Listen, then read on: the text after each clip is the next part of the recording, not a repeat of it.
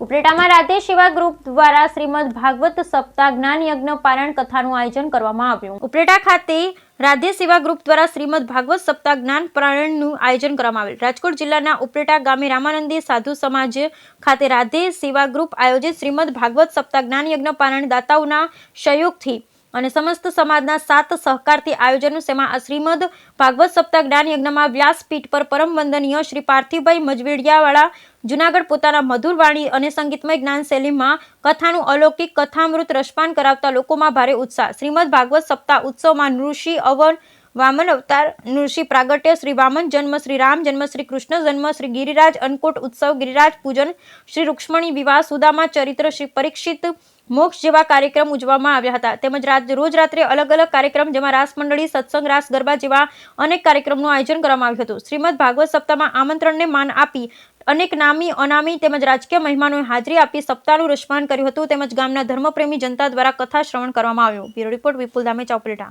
દ્વારકાધીશજી છે રાધે સેવા ગ્રુપ દ્વારા શ્રીમદ ભાગવત સપ્તાહ જ્ઞાન યજ્ઞનું રાધે સેવા ગ્રુપ દ્વારા આયોજન થયું હતું।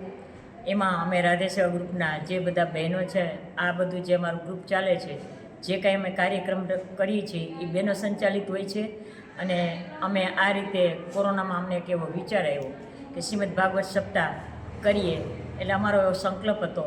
અને ખાસ કરીને મારો અને હું અત્યારે રાધે સેવા ગ્રુપમાં પ્રમુખ તરીકે મારી સેવા બજાવું છું અને બધા જ બહેનો સાથે રહી હળીમળી અને કામ કરીએ છીએ। અમે આ રીતે 5 સપ્તાહ અમારી પૂરી થઈ છે આજે જ, અને હવે પછી અમારી જે 6 સપ્તાહ બાકી છે 11 સપ્તાહનો અમારો સંકલ્પ હતો। અને છેલ્લી સપ્તાહ અમે બધા રાધે સેવા ગ્રુપ દ્વારા અને અહીંથી જે ભાવિકો કે શ્રોતાઓ આવે એ બધાને પણ અમે ત્યાં હરિદ્વાર લઈ જઈશું।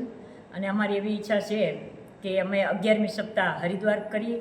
અને અમારી જુદી જુદી બધી પ્રવૃત્તિ છે કે દર અમાસે અમે બાળકો જમાડીએ, પછી નિદાન કેમ્પ હોય, એવી બધી લોકોને ઉપયોગી કાર્ય કરીએ છીએ। અને અમે જુદા જુદા જગ્યાએ અમે ભાગવત સપ્તાહનું આયોજન કરીએ છીએ। અમે કોલકી કરી, એવી રીતે ઉપલેટામાં અમે 4 કરી। આ રીતે અમે બધા બહેનો સાથે હળીમળીને કરીએ છીએ। અને અમારો ધ્યેય એક જ છે કે લોકોને સારા વિચારો મળે, વ્યસન મુક્તિ